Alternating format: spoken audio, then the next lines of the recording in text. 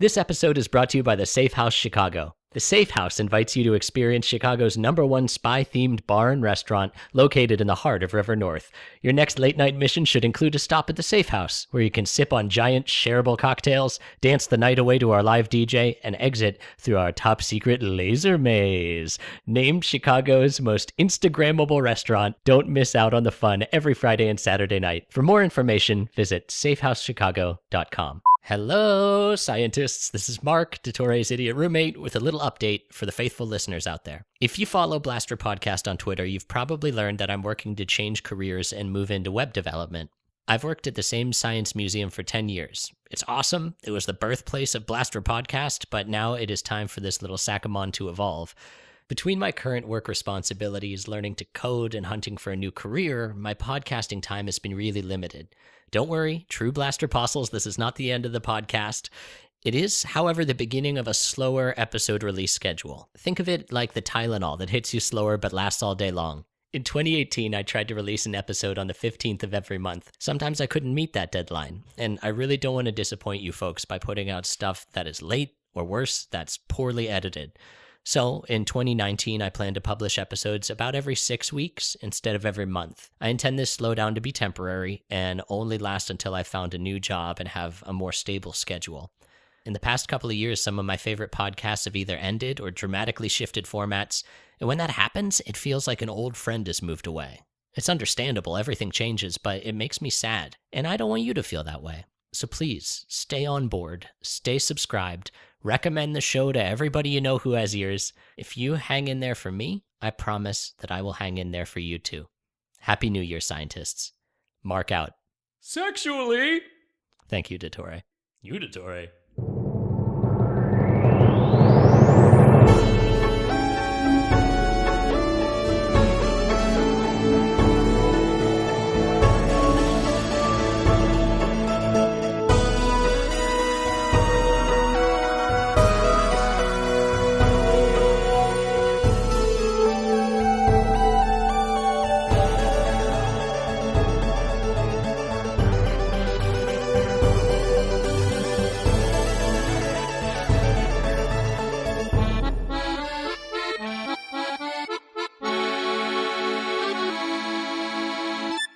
Today's episode is all about semiconductors. These are electrical things, and if you care about electricity, you're in for a real heartthrob. Speaking of heartthrobs, let's welcome today's guest all the way from the southern area of the United States they call Louisiana. Let us thank and greet Ryan Caligari. Hello. Hello, Ryan. How are you, Dottore? I am Dottore, thank you very much. How are you? I am Ryan, thank you very much. How are you? We could get at this all night, Ryan. Ryan, you are a man who's from Louisiana, is that correct? I am a nice young boy from Louisiana, yes. Now, do you frequent the area that I have come to know as New Orleans? New Orleans, yes. We are known for our parlines and our grumbo. Your grumbo. I met Grumbo once. He beat me in an arm wrestling match. Don't mess with Grumbo on Saturdays downtown. Yeah, my idiot roommate went to New Orleans. He stayed in the French Quarter, and he had a real vomity time. Really? Did he go to the vomit parlor? He turned his hotel room into the vomit parlor. Oh, well, I think I have actually crossed paths with your roommate before, and he's a very nice man. He's good at team-building exercises like escape rooms. So, next time he comes down, send him my way, and we could do another one. You know how's come he got so good at escape room? Yes. Because I'm always trapping him in a room, and that snake-like bastard keeps on escaping. You gotta record the podcast somehow without him disturbing you. I know. I hang the knock on the door, and I'm like, do not disturb, man. And he comes in, and he's like, this is not technically your residence. You need to pay rent. Well, when you hang the snake on the door, it does a slow rendition of the Jurassic Park scene where it slowly turns the doorknob with its head, and then kind of just slaps onto the ground afterwards and lets Mark out. I think he's a parcel mouth. And what I mean is at night, I like to stick envelopes down his throat to try to kill him alien style. Only does UPS ground. Hey, Ryan, I have been besmirching your native town. Tell me a good thing about living in New Orleans. It only turned below 50 degrees today in November. That's the Whoa. great part. Here in Chicago, Illinois, it was a high of 32 degrees. And for you British listeners, that's cold enough to freeze off a witch's titty. They still have a witch problem over there? In England, I think they do. Okay. Gotta get rid of them witch titties. But yes, actually, the one thing I like most about New Orleans, well, I could probably name a lot of things, like, downtown's fun, I guess, but there are other places that are a little bit less loud, obnoxious, and piss-smelling downtown, or idiot roommate Mark smelling, downtown. But I like the weather, because I cannot handle cold whatsoever. You're a hot boy. I'm a hot boy. I'm a very hot young boy. Like 7 inches from the midday sun. Yeah. So, Ryan, you're not just here because of your heat or your locale. You are here because you've met my idiot roommate when he was doing the Blurry Photos live show, which I highly discouraged him from doing. I feel like being on any other podcast is like cheating on a spouse. It should only be done with masks. Well, he was wearing a mask on stage, right? I mean, I thought that was his face. Wait, fuck, Is that I how was he there. looks? You should have tugged on it. I tried to over a pizza while very drunk with your idiot roommate, Mark. And very nice guy, and just kept offering me pizza every time I denied it, but 5 minutes, it was like clockwork, just offered more pizza. Don't know where he got it from. Yeah, he seemed to be too drunk to exist. He spent that night on the bathroom floor of his home. Yeah, it was, I think it wasn't too far away from that. He is a generous host and one that knows how to fill the post-show with mirth. Oh, good. Good. Well, we don't have any mirth on this show. This show is about science! Okay. To wit, we are going to be talking today about a thropic that is very scientific-ual. Let me skip ahead to point number 3. We'll come back to point number 2, Ryan, okay? Okay. Today's thropic is semiconductors. Now let me ask you, what attributes do you possess that make you qualified to speak upon? Well, by trade, I am an analytical chemist, so I know a little bit about electrons, and I am also a budding and soon-to-be blossoming electrical engineer with a focus in computer engineering. So I am usually cramming and losing my mind over this type of thing. You're budding? Do you produce asexually? Yes. Interesting. You want to watch me split? I can turn the camera on. I'm good. I just ate. Come on. And I just ate. Meiosis is cool. Yeah, Eurosis is fine. So, yeah, you're like one of the few guests qualified to talk about the thing that we're talking about on the show. I would hardly say I'm even that, but okay. Congratulamos. But Right. you're not just a man of electric and engineering. You're also a fellow broadcaster. Yes, I am a podcaster. And the podcast that I do is I make a podcast called Rumor Flies with a couple of friends. And what we do is we explore the myths, misconceptions, and old wives' tales across many topics across history and the modern day. Anything from Disney to death to food to movies to music to film, which I guess depending on how obnoxious you are might not be movies. I don't know. Yeah, I mean, in my opinion, Blade Runner 1, great movie. What did Blade Runner win? It won good movie, in my opinion. Okay. Just listen, Ryan. In my opinion, Blade Runner 2049, great film. You see what I did? That one's about the football team, right? Yes. And the fat guy who has the shotgun on himself later. Yes. I'm thinking of Varsity Boobs. Oh, yeah, you're right. Eggs. Eggs. Eggs. So yes, Ryan, you do a very interesting show about rumors and myths. And so it's a natural that you would eventually collide into Chicago's #1 podcast, Blurry Photos, and therefore meet me, a great hanger-on to that show. Yes, I went over there and I told David of Blurry Photos, "Oh, you run a great podcast. I really like your podcast. Let's be friends." And he immediately accosted me verbally and physically. You went and found me in a corner and had a drink with me and took me in and made me. I'm sorry, it wasn't you. It was your very similar-looking idiot roommate. I'm sorry. Yeah. You guys match together so well. I mean, we're like, you know that Stephen Ching magazine called The Dark Half? Yes. Starring John Lithgow. We're like that. Oh, nice. Okay. Okay. So understood the relationship and the dynamic. You might see like my idiot roommate Mark walking across the street, and maybe there's like an open umbrella turned sideways in front of his chest, so it looks like he has a fine and voluminous paunch. And you're like, Dottore! And then he turns and you see that hideous visage, and you're like, oh, it's Mark. I think the trick is to look out for the hat. The hat? Oh yes, I have a scholar's mortarboard cap. That's it. You gotta look out. You gotta look out for it, because I'll throw it at you like Oddjob from the film James Bond. No Oddjob, no golden gun, only slaps. On slappers only. Okay. Well, enough of this bullshit, Ryan. In all fairness, you also do your podcast with other humans. Yes, my friend Josh and my friend Gregory, who is a great producer, and Josh is a great co-host, and they're good friends, and they are also very kind young boys. Yeah, Gregory, not a great co-host, great producer. Mm-hmm. Loves comic books. Doesn't talk much. Doesn't let him. Nor should he. And Josh, he's like, looks like a handsomer, younger guy from Smorshmorth. Yeah, yes, exactly. It was a very apt description of Josh. It is great for the podcast. His looks mean everything.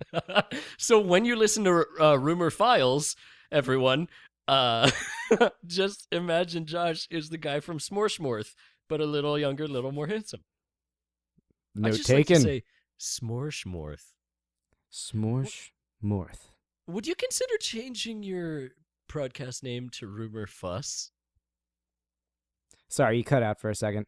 Would you consider changing your podcast name to Rumor Fuss?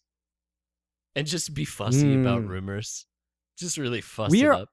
We are already fussy about rumors and very judgmental, and sometimes we are a little bit callous towards some people involved in these rumors, but Rumor Fuss isn't that bad. I don't know where it would correlate to the any term or anything involving rumors, but that's what being original is, I guess. Maybe you could just chop down the length of some pre-existing episodes and like, do you swear on your show? Do you cuss? Fuck yeah. I forget. Yeah, okay, bleep out the cusses, and that's the version for kids, and it's called Rumor Fuss. Yes, and then if you donate enough on Patreon, our $5,000 level, we will personally pick you up on the rumor bus and record with you. Yeah, and they'll fuss you all night. Yeah. Yeah. Oh, heckin' night. $5,000 level on Patreon. Yes. Wow, you guys are running a real nerdist empire. A bus costs $5,000, right? I don't know. What am I, a busman? That's what I am asking you.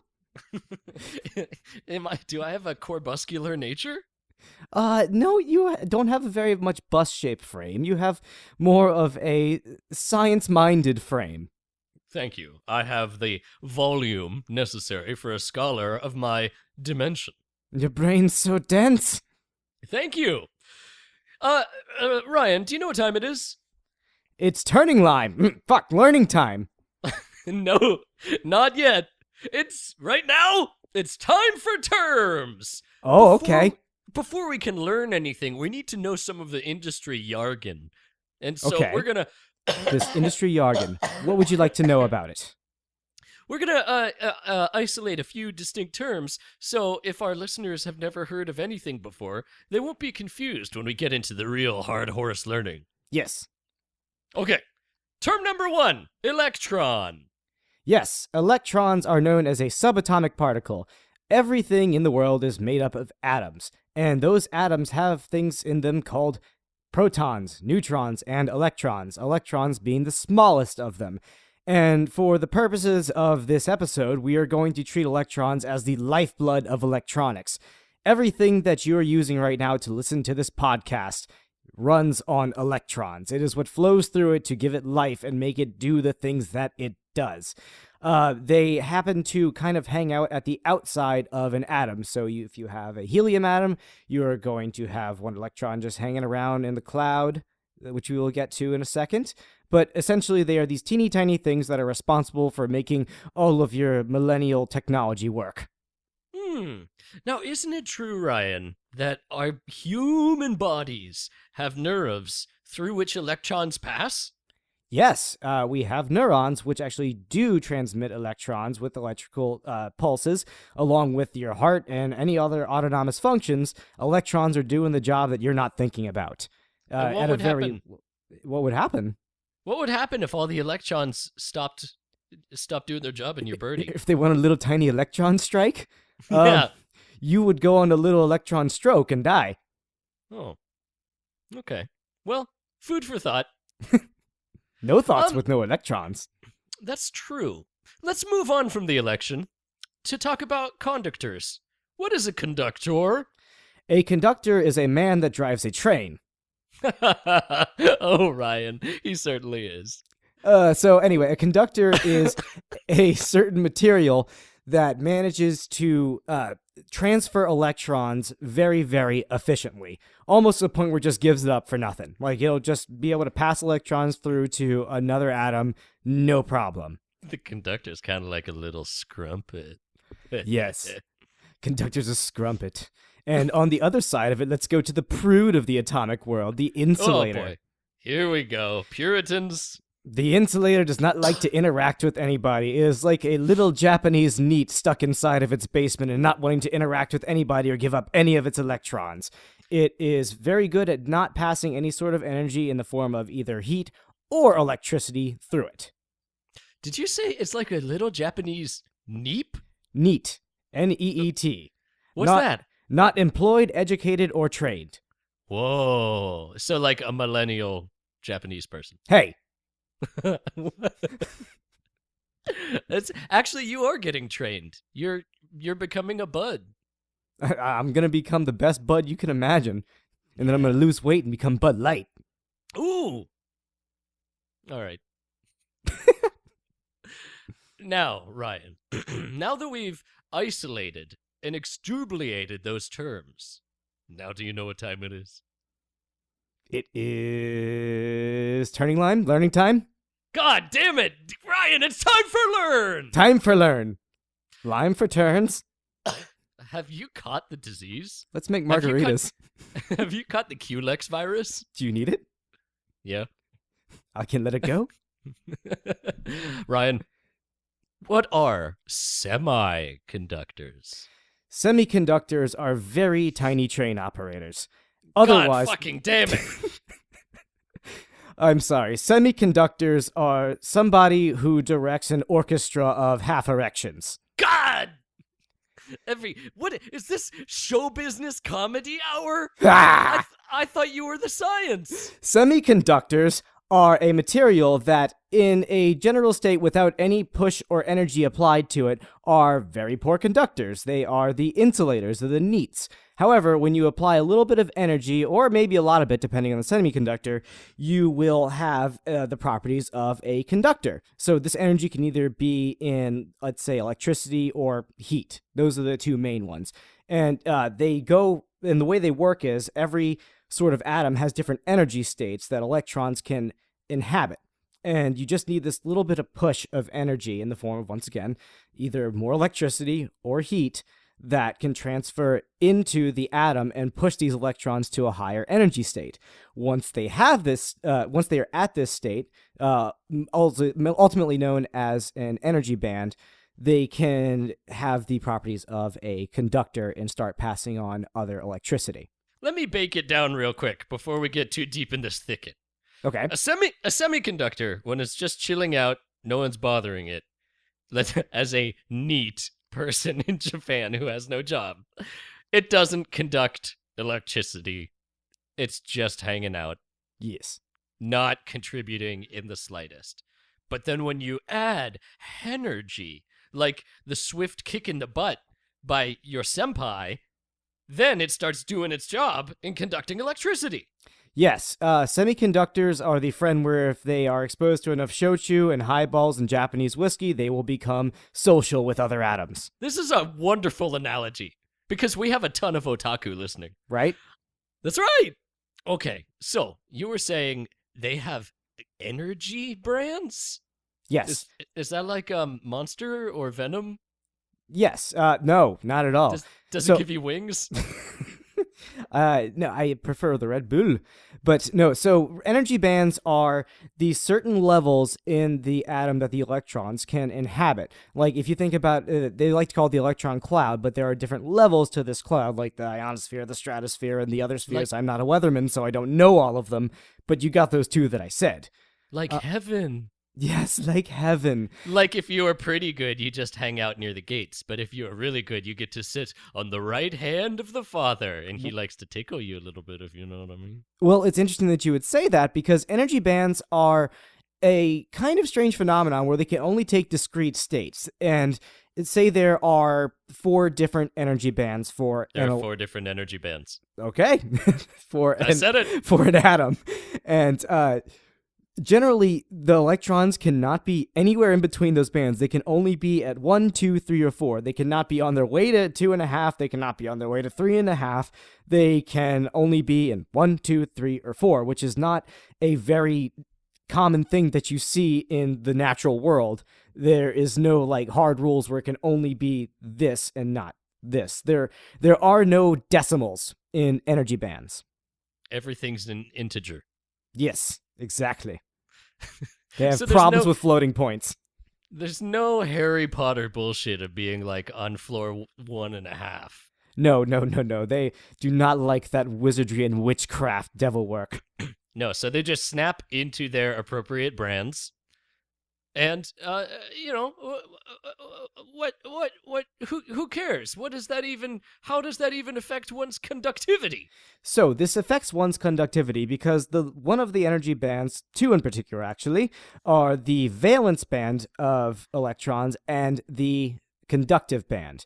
Now, in conductors, this can be the same thing. The valence band and the conductive band are practically the same. And what this means is that once electrons reach a very higher energy band on the atom in the electron cloud, they can actually have the chance to either escape the atom and go to the electronic cigarette store and never come back to the rest of their electron family, or they have the chance to share these bands or the valence shell with other atoms. Now, semiconductors are strange because there is something called the Fermi level, which determines whether something is a valence band, which for a nonmetal is just the last electron shell on top of an atom, and Wait it a still minute, doesn't do electrons anything. have shells? Yes.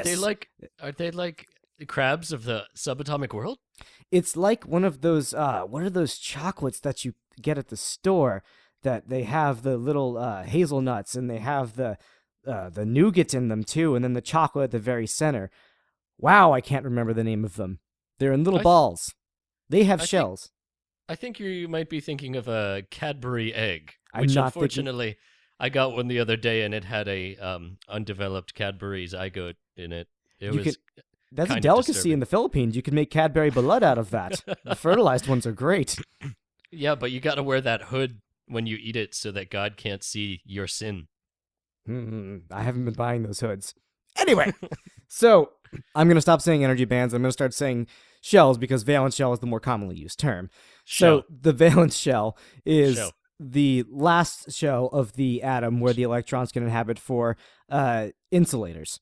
They don't really do anything. They're just at the top level. However, for semiconductors, there is a level right there for the valence shell where it can cross over into being a conductive band shell. And when it's at that level, it can go ahead and share electrons and be a little bit flues with the other atoms. And this is how atomic bonds happen and become molecules. Now, So this is important. Yep. That's all I wanted to say. It's okay, we're recording. You can tell me the important thing. No, it's fine. Now, okay, the band shell. Electrons have shells. We all know this. Yes. You need Like to shuck turtles. it if you want to get into the sweet, tender electron meat. You ever shucked a turtle?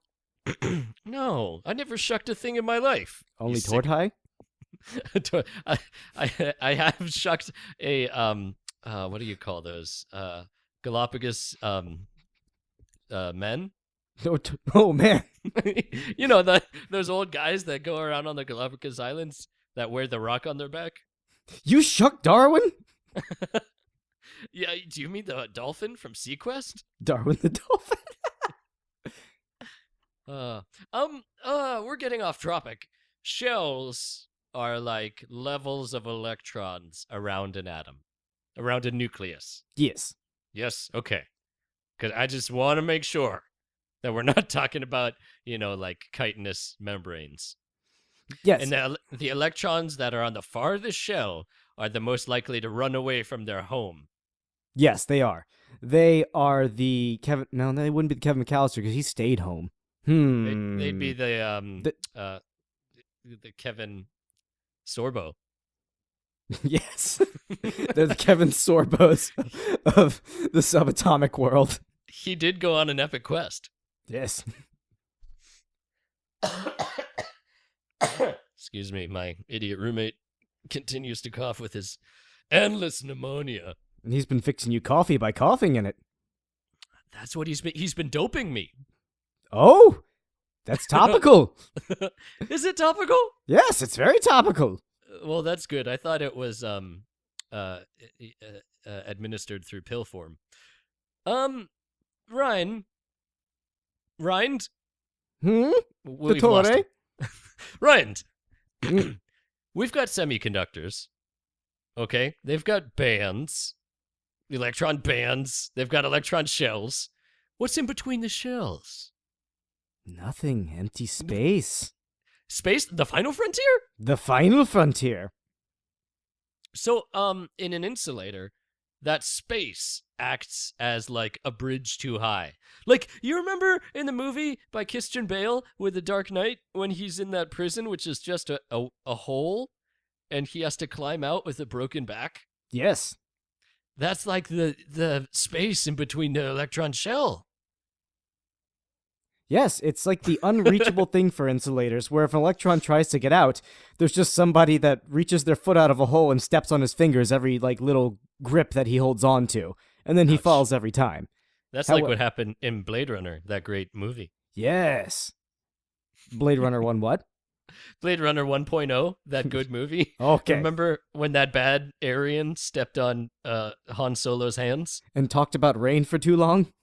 Yeah, well, he was getting, he was like short on time, and he wanted to just, he didn't push to GitHub, so he wanted to just like really reiterate his code one last time. Well, he had a lot to do with semiconductors. Did he? Yes, he did. He was How made did up Roy- of them. Roy Batty had something to do with semiconductors? Roy Batty did, but he got killed pretty fast, didn't he? Or did he just shoot that nice detective man in the beginning? I'm getting all my androids mixed up. Are you talking about the novelization of that film? No, that happened, right? Oh, the dumb guy who was confused about the tortoise. That He wasn't shot Roy that- Batty? No, Roy Batty was the Billy Idol-looking mofo who was okay. the evil leader of the gang. It's interesting what they looked like in the 80s because their idea of like a very muscular man still did not have a six-pack, but at least was pretty flat. It was very interesting seeing how he was the ideal person, even though he was an android. That's a good point. I mean, I could see like a tough guy, someone who's like a street thug who is tough and strong. Like they wouldn't necessarily have a six-pack because they're not working out the prestige muscles. They're just working out the beat-down muscles. But Yes. a robot that is designed to be perfect, by modern standards, would have a six-patch. Yes. Maybe in the dystopian future of Blade Runner, the year 2017, maybe human beauty standards had evolved beyond the 1% body fat. 6 battery pack. Nice. Have you been working on that in the lab? Well, I've been monologuing. No. All right. Enough about batteries not included. Let's talk about this gap. No, I love that movie. Sorry, continue. You just love movies about the elderly. I do. I love Cocoon. You love Cocoon. Yes. Never grow old and you never die. So, okay, these gaps, this is the problem, Marty. The electrons can't get through, but in a semiconductor, they can. Yes, they definitely can, with a little bit of help From their friends. Yes, with a little. The electrons will get by and out with a little bit of help from their friends. So the way that semiconductors work is, as we said, once enough energy is applied to them in the form of other electrons, they can kind of help give the ones in the valence or conductor shell a little bit of a push, and they become conductors and can freely flow and communicate with other atoms and interact with them. The way this works is that generally in a lot of modern technology now, we use semiconductors to make things called, am I getting too ahead of this and saying transistors? No, you're not. Tell us about transistor, and not just that hot 311 song from the 1990s. The twisted transistor. So this is the most important thing in computing technology in, I would say, all time, if not actual. It's kind of hard to explain. I really think that aside from modern medicine, transistors are the most important invention that mankind has made. Whoa! Because, yes, I will... What about sliced bread? Sliced bread is a close sixth, but Okay. after that, I would say transistors are a tie for first or second, aside from modern medicine as a whole. But Number transistors one, helped with that. Modern medicine as a whole. Number 2, transistors. Yes. One Okay. and a half is transistors. I will write it down on my list of things that Ryan covets. I don't covet it. I'm not jealous. I'm not the jealous type. Don't So- become an enemy of me, Ryan. I will destroy all transistors. You're going to find a reverse genie to take every transistor in modern medicine away from me? Is a reverse genie someone who takes away your wishes? He can only grant the wish if it hurts someone else. Oh, like a monkey's paw.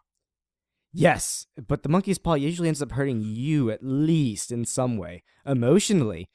So, transistors are made up of semiconductors. And to, I guess, elaborate a little bit on this, is transistors are the little tiny neurons inside of a computer or a CPU, as we would say. And essentially what transistors have become is little tiny abacuses. Abaci?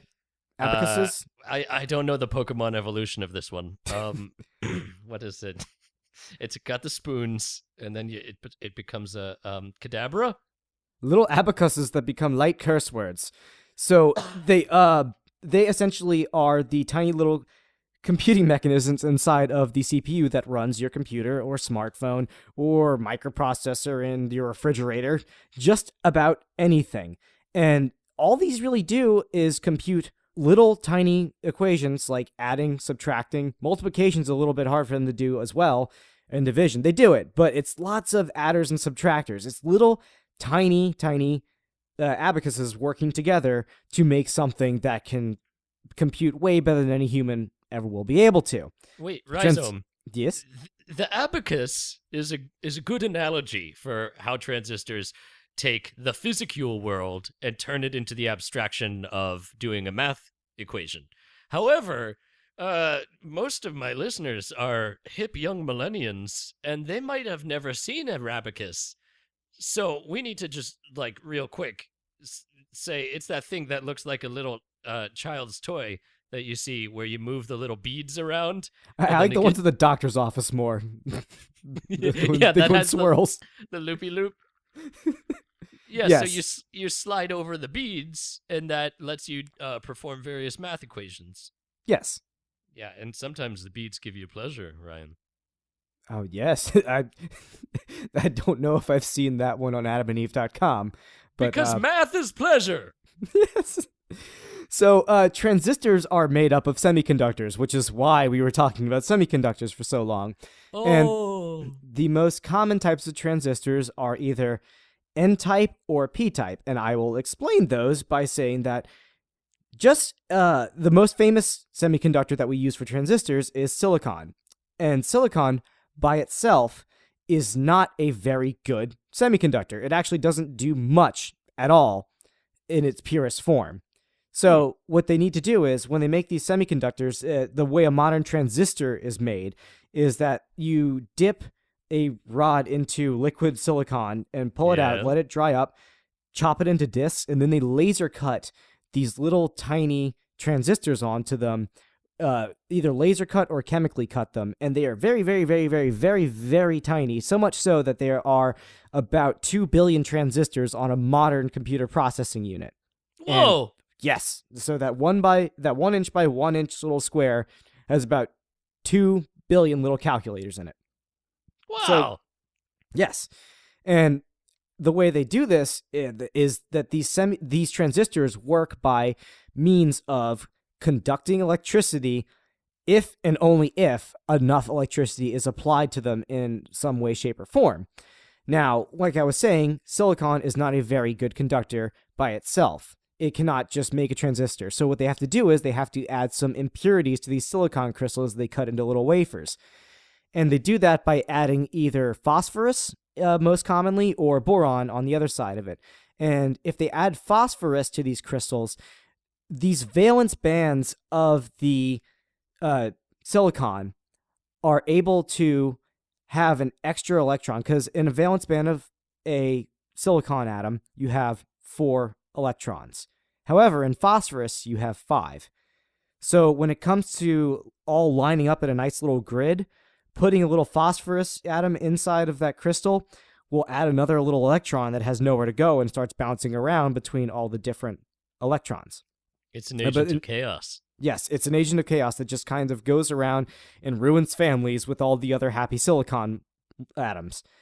So that is called negative type doping, or N-type semiconductor. Because, wait a minute. You just used the word doping.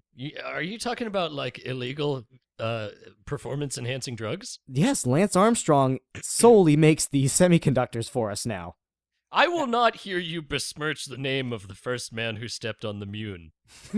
Well, I'm sorry, but the truth sometimes hurts. Are you ready to handle? Yes, it does. And the reason why this is called negative doping is because it is an extra electron in that whole lattice of atoms.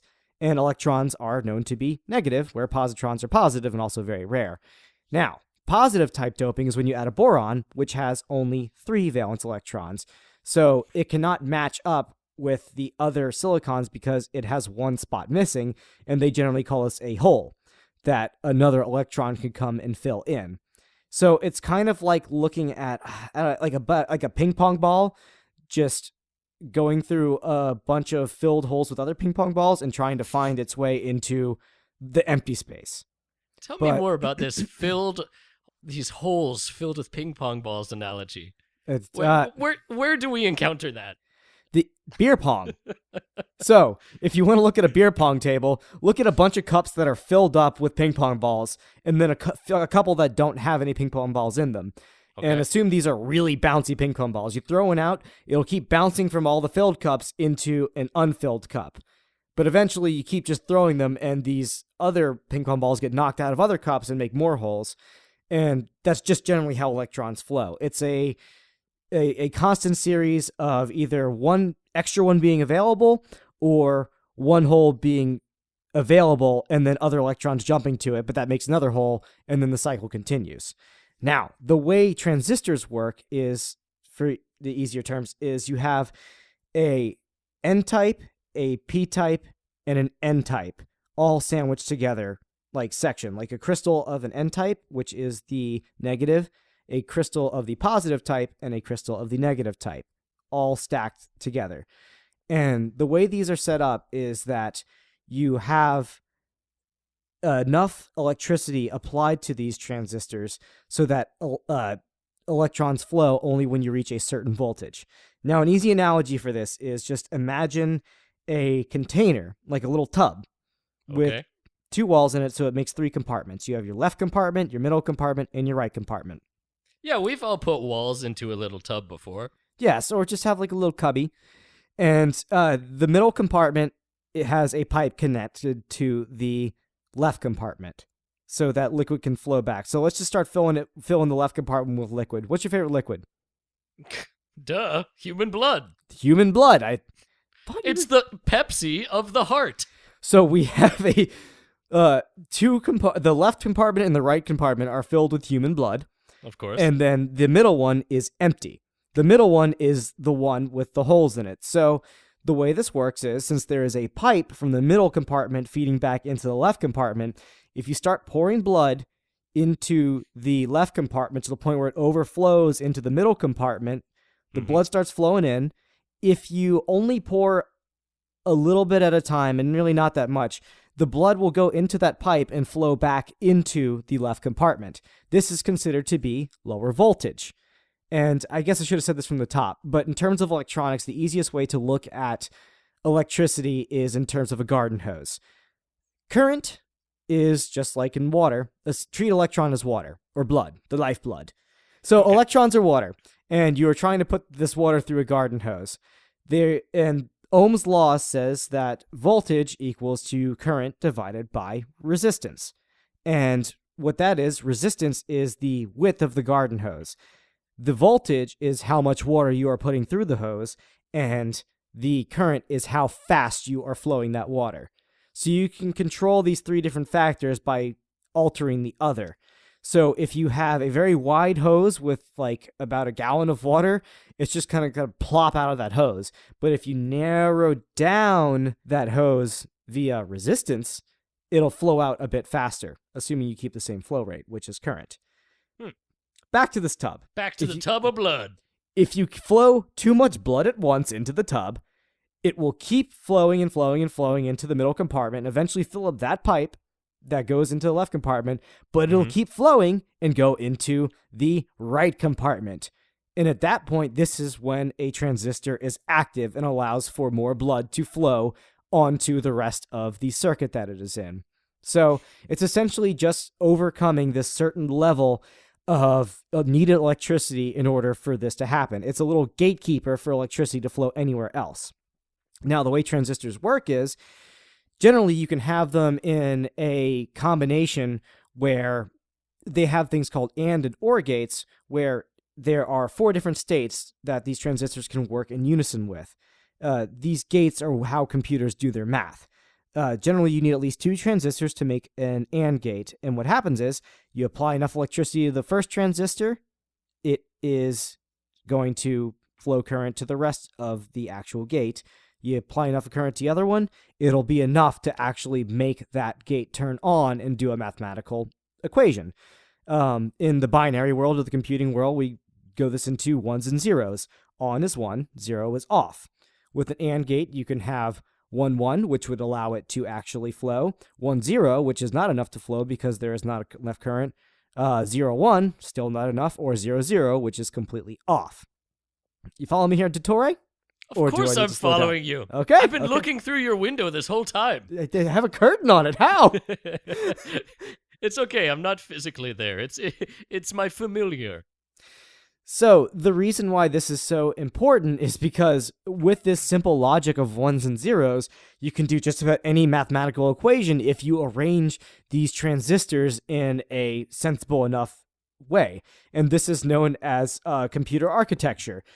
Really, in terms of computer language, it's all transistors that are able to do these little calculations, and then these calculations on the hardware talk to something called the computer language, which is just a very lower language, which is known as assembly for most people in the computing world, which can be translated into a higher language, which can be C, C++, Java, anything like that, and then to even other higher languages.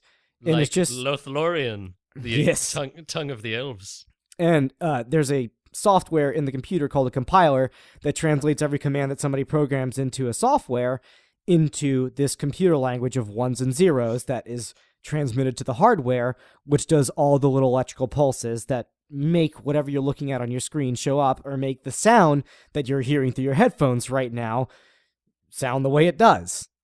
So This is really complicated for something that seems so ordinary and mundane to us as listening to your favorite podcast. Yes, exactly. The strange part about computers is that really they are a bunch of very dumb, simple, basic parts put together at a very, very, very, very small level, which means that they can just cooperate in the billions and eventually do a math equation or just display something on a screen. It's kind of like what is it? If you have an infinite amount of monkeys and an infinite amount of typewriters, they will eventually write a Shakespeare play. It's like that, but with a little bit more direction. It's like a hive mind. Like in Star Trek, the Victor Borge. Yes. Treat your computer as a little anthill that only does math. Because that's really all computer language is just math. And what an unfun bunch of ants. Right? I've always liked to see what a fire uncle would look like. But, so, what is it? Okay, so we're back to talking about transistors. Why is this important? Why is silicon a big deal? It's because as computers get more and more complicated, we need to add more and more transistors to our CPUs. And they need more and more energy put into them to power those transistors. Mm-hmm. And there is a limit by means of resistance where heat and electricity gets lost judging by how much you are stacking up in there. You have to put more power in there, and a lot of it gets dissipated. Just the way most light bulbs aren't strictly emitting light. They're emitting heat. If you grab a regular, incandescent light bulb, you're going to get burned. Whereas opposed to an LED that is more heat efficient, you might not get burned if you grab it, but it still is putting out a little bit of warmth when you just want light out of that. And transistors can be involved in light circuitry too. It's a really big deal in getting these transistors smaller and smaller and smaller and smaller to do more operations and to do them faster. Now, the issue that we are getting in the computing world right now is that something called Moore's Law is breaking down. We're all familiar with Moore's Law. It's the law when you can turn on the world with your smile. You can take a nothing day and suddenly make it seem worthwhile. And at the end, you throw up your hat in the air. What? Mary Tyler Moore Show reference? Is that not not current enough? I haven't watched that show since my grandma died, so... Well... It's okay. I don't mean to imply that the two are related, but maybe you shouldn't have been watching that show. I mean, I did get beat for watching it too much. It was too risque for her. That hat was too much. That was a hot hat. Yeah, right? I wish there were more of them. It was saucy beret. Moore's Law! So, yeah, right, there we go. When I'm at like a Kentucky Fried Chicken, and I look into my tiny 4-ounce tub of cabbage and mayo, oftentimes I'm like, Moore's Law. Moore's Law. Yes. Mayo slaw or vinegar slaw or mustard slaw? I actually don't like coleslaw, so I don't know the different factions. Do you like whole slaw or hot slaw? I'd prefer that they heat up my slaw before they give it to me. I feel like coleslaw is something you feed a prisoner. Do you like Winslaw or nuclear slaw? I like Carl Winslaw. The dad on Family Monsters. Yes. So Moore's Law, in the modern interpretation, is that it's currently the understanding by most computer scientists and other physicians? No, they have nothing to do with this. Physicists, that's the word I'm looking for. Yes, other men of science. And women of science. They have held that computing technology and the ability has doubled every 18 months consistently for the past 40 years. Computers get gooder? Yes, computer technology, the computing speed and the number of operations per cycle of a CPU is getting more and more complicated and faster and more efficient every 18 months. However, that is starting to not hold true. Mainly for two reasons. One of them is a little hard to explain, being that even though CPUs are getting better, the field of rapid access memory, or random access memory, RAM technology has not exactly increased in parallel with CPU technology. And the problem with that is that when you have certain memory, which is just... Okay, let me think if I can break this down easily, is that there's lots of information that needs to be computed. And you can have this information in memory, which is just the place where the CPU can access the variables to do these little calculations. Or you can have memory, a little bit of it, on the actual chip, the actual CPU. Mm-hmm. The CPU memory is very easy to access and very easy to compute and send back to where it needs to be. It doesn't take a whole lot of time. But there's also connections and wires connected from the CPU to either memory or RAM or whatever you want to call it, and that actually takes time to retrieve and send back between operations. And that's really our limiting factor right now. But the other factor that is a problem is that they really, with silicon transistors, we can only stuff so many onto a CPU at once before silicon actually stops working like a semiconductor at all. When it reaches a certain thinness or just a certain micrometer of size, these little transistors stop working. They just Whoa. kind of fizzle out and they burn up. So we're going to hit a rock bottom at one point where we just stop. Now, there are two different groups of thought that are either thinking this is not a big deal in the way that, you know, the first few times somebody tried to invent the wheel, it may have started as a square, then became a hexagon, then became an octagon, till eventually it became a virtually sideless shape that became the wheel. After that, you can't improve on the wheel anymore. All you can do is do variations of it. You can make it have better treads or, you know, smoother treads, depending on what the situation is, but it is still the completed wheel. Sure. This is the way that some people think about, you know, silicon semiconductors, is that we're eventually going to get to this size limit, but we're going to have to find other ways in computer architecture to get around this problem. However, there are other people that are saying we can look to other materials, which I really do think is the trick. And after silicon reaches that limit, if we don't have that other material to use, we're going to have some issues. A lot of people think the stock market's going to crash or something like that, or just technology will come to a screeching halt. I don't think it's as dramatic as they like to present it in some documentaries, but we'll get to why finding an alternate is so interesting and important. Once you get things small enough, you can make things like transistors to the point where we can't get to them to this size. You can make things like nanobots, which are quite interesting. I guess I'll talk about those a little bit later. But really, in the search for this new semiconductor that we can use to make transistors with, we have had a very interesting man come into play called Hendrik Schon. Have you heard of him? Just recently, like 3 seconds ago. Hendrik Schon was a man working at Bell Laboratories for a while that was actually in line to become a Nobel Prize winner because he was putting out a new scientific publication once about every 8 days, which Whoa. is insane. For reference, I mean, just most people don't put out one a year. No. I mean, I have only been personally involved in 2, and I didn't write those. I was involved in them. I co-wrote them. And that's not, like, it's still a big undertaking. And putting out a paper every 8 days means that you are just the real whiz kid. You are the new Einstein, who didn't even put out that many papers. But aside from the point, Hendrik Schon came up with a revolutionary idea to make a semiconductor out of an organic dye. When I say organic, I do not made out of meat or made out of plants. Damn it. I mean, it is using carbon. And anything that is organic is made up of carbon. So that does include humans, animals, and just about anything else that you eat. But it also involves other things like petrochemicals. It involves things like, let's see, the lead in your pencil, which will come back into play. That is Hey, made out there's of nothing graphite. wrong with the lead in my pencil, okay? I didn't say anything about it, all right? All right. I'm not judging, man. I'm fine. Everything's fine. It's fine down there. It's cool. I believe you. So continuing on, the reason why this organic dye was so interesting was because it could be smaller in size than the smallest size of a silicon transistor.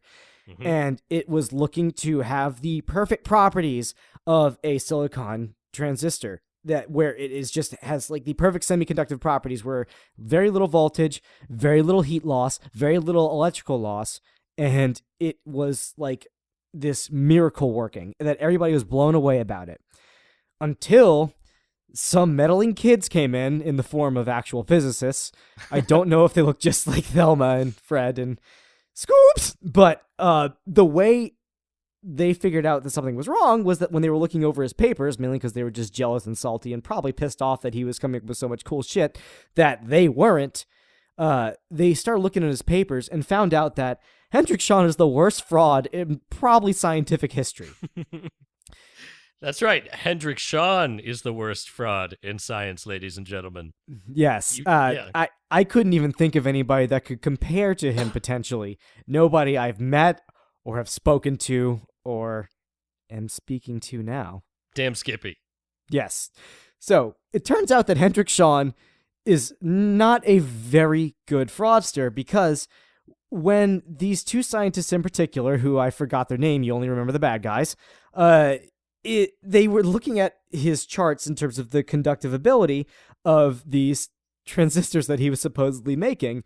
And it turns out that they all matched up very well to the point that the noise on the charts, when you look at them, all matched up if you overlaid them with these two different papers that he wrote. So they got up a team of other whiz kid nerds and looked through all of his papers, and it turns out he was using pretty much the same graph for just about every publication he made. So it turns out that he was fired from Bell Labs, and nobody ever talked to again, and they turned him upside down, stole his lunch money, gave him a swirly, and sent him on his way. Nobody really knows where Hendrik Schon is right now or what he's doing, but he set us back a good bit in terms of the computer world, because everybody was kind of leaning on him for how promising his work was, and it turns out that none of it was true. And it just turns out he was just bad at copy pasting. He didn't even try to make things look different. He was just a straight up plagiarist of himself or possibly somebody else. I don't know where he got that chart from, but he was just it was a very, very big deal. And there's a very good documentary called The Dark Secret of Hendrik Schon if you want to look up anything more about it. It's very dramatic and very mid-2000s History Channel type of gloom and doom dramatic. So it can be very, very interesting in the way they say that we're all going to die because this man lied a little bit. Now, with these transistors... That's why we're all going to die. Where do we have to go from this? Yes, we're all going to die.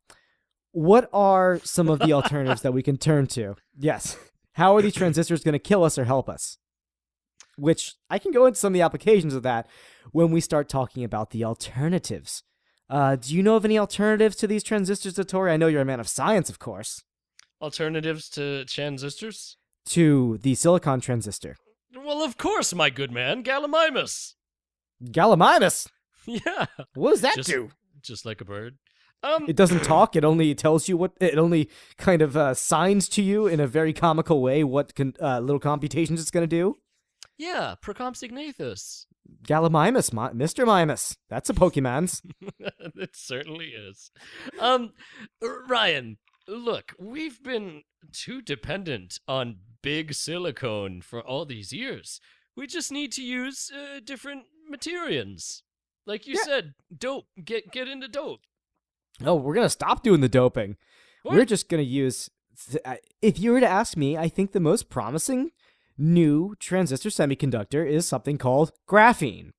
Graphene? You mean like the one that Schon wrote over and over again in his documents? Yes. He just wrote graphene. Shit. So, graphene is actually a very simple, very simple molecule that is all around you if you have a lot of pencils around you. Oh, Yeah. okay. So graphite is actually millions of graphene layers combined together. It is simple pencil lead. It is just carbon at one of its most basic forms.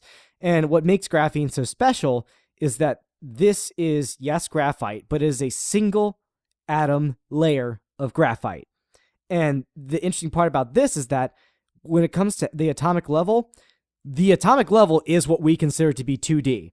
So graphene is technically the first 2D, no z-axis by our standards, compound that we have. That we can do a single layer that's a single atom. And Did you say nosy axis? Yes, it's nosy. It wants to know everything about your personal life, what's in your refrigerator, what's in your medicine cabinet. Do you pick up your dog's poop? What's the deal with this? Does it work for TMZ? Yes, it does. It could in the future, depending on what type of computing technology TMZ likes to use. True. So graphene is this little hexagonal shape, which is just 6 sides of 6 carbon molecules. Number of the beats. Yes. Coincidence? The beats banging on a trash can. Doug funny? No, I don't know. No? You ever watch Doug? You know what? My idiot roommate did see Doug from time to time, but he found the animation style was unappealing, and just couldn't get You into gotta go it. for the story, not the art, man. Come on. I don't know. There's a reason why your roommate's an idiot, I guess. He's But you real should like it. superficial. But yeah, you should like it. So anyway, graphene is this little hexagonal structure of carbon molecules. Atoms, I'm so sorry to say that. It makes a molecule. And the way this is so interesting is that, number one, how small it is. It's extremely flat to the point it's the flattest thing you can get. And it can be stacked over and over and over and over and over again if you make transistors with this. So much so that 0.03 millimeters of pencil lead has about 3 million layers of graphene on it. Whoa. Yes, it is extremely tiny. And the way that this was found is really simple. In 2004, a couple of scientists got together and found a block of graphite and took some sticky tape and put it on the graphite and pulled it off. Then they took some more sticky tape and stuck it to that sticky tape and pulled that off, and took some more sticky tape and stuck it to that sticky tape and pulled that off. And they tell 2 friends, and they tell 2 friends, and so on and so on and so on, till they got a single layer of graphene on there. And they won a Nobel Prize for it. So the actual making of graphene or isolation of it is not that complicated.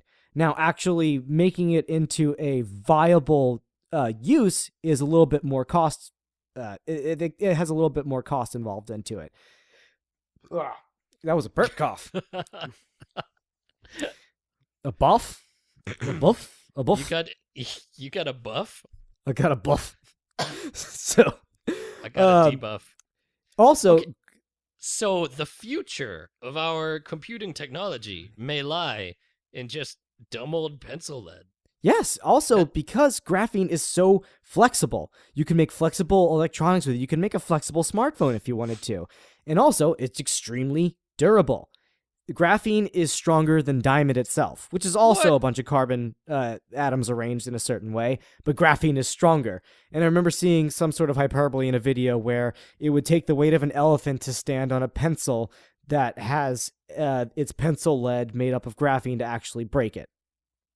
What? So, yes, it's extremely strong. Not only that, it is something called a superconductor, or at least it can be. Oh. It has these really wacky properties where, as I was talking about Ohm's law, where you have voltage equals resistance times current, which I think I messed up. I messed up earlier in the... take that back. It's not voltage equals current over resistance. It's actually resistance times current. Anyway, continuing. Yeah, a lot of listeners just like ripped their headphones out and threw their iPods across the room when they Well, that was a heard half hour ago, so I'm scared that they may have done that way long ago. I fixed it. It turns out that you can take resistance out of the equation for these superconductors, and there is no energy loss. They would ideally be this perfect electron transfer tube, and nothing else would be lost. It's a very interesting phenomenon, but the thing is, the superconductors that we know of right now, one of them being mercury, is that you have to get them to almost 0 Kelvin, which is absolute zero, only a little bit above. Now, there are ones that can get closer to room temperature, but it takes a lot of energy to keep them that cold. Graphene may be able to become a superconductor at very nearly room temperature levels. And the cool part about superconductors is they can actually, if you put something magnetic in their field, it'll make them levitate. They have this thing where superconductors don't like magnetic fields going through them. They push the flux outside of them, and they can actually just have anything floating above it. It's a really cool phenomenon. They actually use these in things like maglev trains. So Whoa. yes, and I don't know if a flux capacitor would be a thing in the future, but it's something that might be a thing. Who knows? Doc Brown was a fraud. But so the other last interesting thing about it is that, as opposed to just about every other material on Earth, when you aside from shrinky dinks, of course, when you apply heat to graphene, it shrinks, and when you take heat away from it, as it cools down, it can expand. So much so that it can expand to about 25% of its length, which is pretty impressive. So the interesting part about graphene is that it can be used for superstructures. Like if you are aware of Arthur C. Clarke's concept of the space elevator, that's what they would make it out of. Of course, the space elevator. It's a giant ladder that goes to the space. Exactly that. Except the rails between the elevator are about 12 miles apart, and it goes all the way into, as you said, space. So it would take some very strong material and lightweight material, lighter than aerogel, to actually work into being able to hold such an elevator. All the things it can be used for is nanobots, as I said before. Nanobots. These can be used to make bananas, or they can be used to be very, very, very, very, very, very tiny, to the point they're smaller than any silicon transistor that we have right now, and can go around and do little operations like they can, let's see, what can nanobots be used for? They can be used for healing people and fixing their lungs and removing cancer, or they can be used for killing people by messing up their lungs and giving them cancer at a genetic level. They can do so many different things. They can make their own structures. They can reproduce themselves. They are just these amazing, almost limitless application theoretical robots that can be a thing if we find a way to make transistors smaller and make our computing power faster and more power efficient. Right. So, it sounds to me like nanobots are the perfect hybrid of your two top things on the list of modern society. They are modern medicine and transistors. yes. And then also you have gray goo, which can happen, which is I think it's a scare thing. I Have prefer you ever... Grey Goose. Yes, gray It's goose. a little bit extra, but I think it's worth it. You're a bit bougie for me, Dottore. Well, I'm a man of science. I happen to occupy a stately manse, of course. And, when you get to be of a certain age, you stop drinking Popov and other laughable drinks, and you treat yourself a little. I don't like vodka. I am of the idea that it's not a good alcohol when the better it is, the less you can taste it, and that's exactly what vodka is. That's why I stick with Boone Farms MD 2020, Old English, and what others? Anyway, that's enough bum wine. So Like we're Zima? gonna Zima. You can't even get that anymore. You can only get that on the black market. That's right, with the Four Loko. The original Four Loko. They should just make a coffee flavor to get around that. Anyway, so other things that graphene can be used for aside from nanobots is water filtration. You can actually make graphene into a structure that is so airtight, literally, that not even a hydrogen atom can get through it. What? Yes. So you can retrofit these to be able to be a certain diameter, the little holes between the structure in the graphene, that you can pass salt water through a graphene filter and pretty much filter out everything else, including all the salt, all the bacteria, all the dirt, everything, and get pure drinking water. So any places that have a drinking water shortage can just use the ocean. And if they don't have an ocean, they're still screwed, but whatever. But you can essentially just use the ocean to get clean water, which is a monumental hurdle that we have to get over with a growing population and just not having enough clean water these days. I mean, not even California has enough actual fresh water. So that's one interesting, that's another interesting thing for it. Another one is interesting light bulbs, being no light bulbs. What? Graphene is also able to emit electrons in the form of light, or really photons anyway.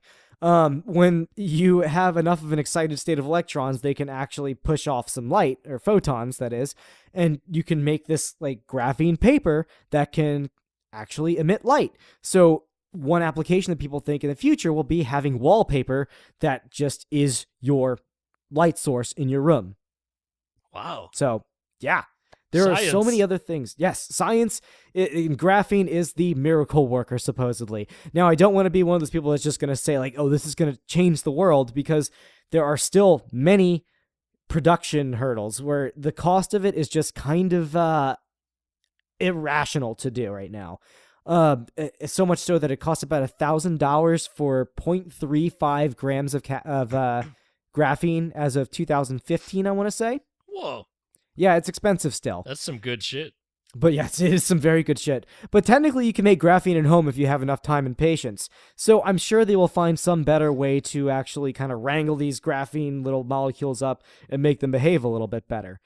But essentially, that is the future of our computing, is just finding a way to make semiconductors smaller so we can put more on a chip, and so that chip can use less power and can do more computations per second, and can just do them at a faster rate closer to the speed of light.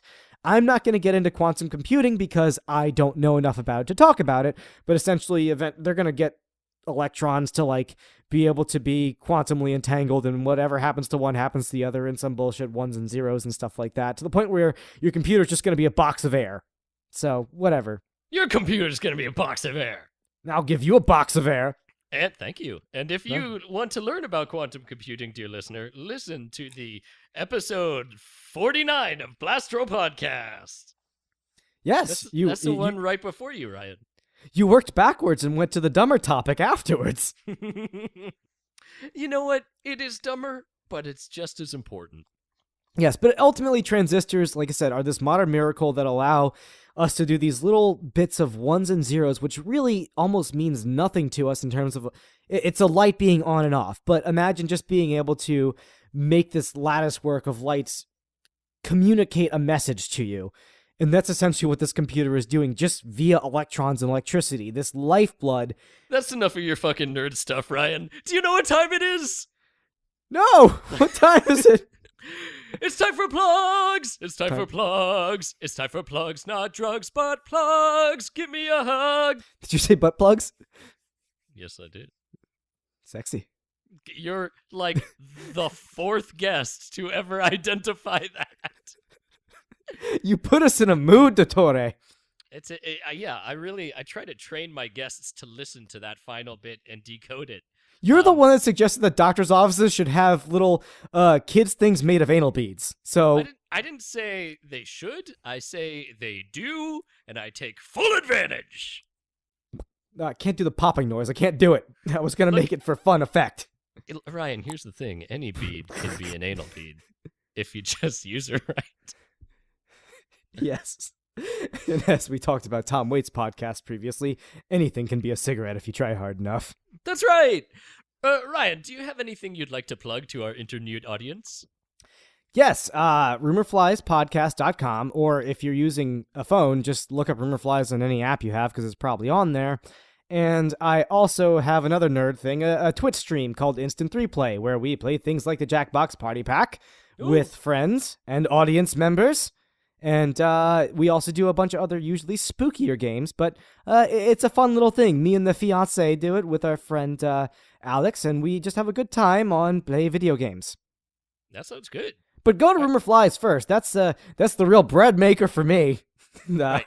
Rumor Flies is where you're going to get an education on the myth of the modern era. The Twitch stream, you're just going to get titillated. No, that is banned by Twitch. No titillations. But I bought all those special tokens. So, that's how you can find me. Well, if you, sweet listener, want to support Blaster Podcast, please check us out at Patreon. You can find us at Patreon/Blaster Podcast, probably. And get free, not free. And for a modest fee, you can get extra sweet Bonuts content. I don't know. You said free. It's the first thing you said. It's on a podcast. It's recorded. I mean, it was free for me because I made it. Okay. Subscribe to Blaster Podcast if you haven't, and rate and review it. Ryan, it's so sad. This is the end of the show. Yeah, it is. I just want to talk about transistors forever. We can. I mean, if you want to. After, where people can't listen because it's Transistors After Dark. What am I saying? I don't know. But I smell a sub-podcast. The Transistor Cast? Transistors After Dark with Ryan and Mark. Because I gotta get my sleep after dark, Ryan. Okay. Oh, okay. Well, yeah, Mark, we've got some rapport. We'll be able to do what?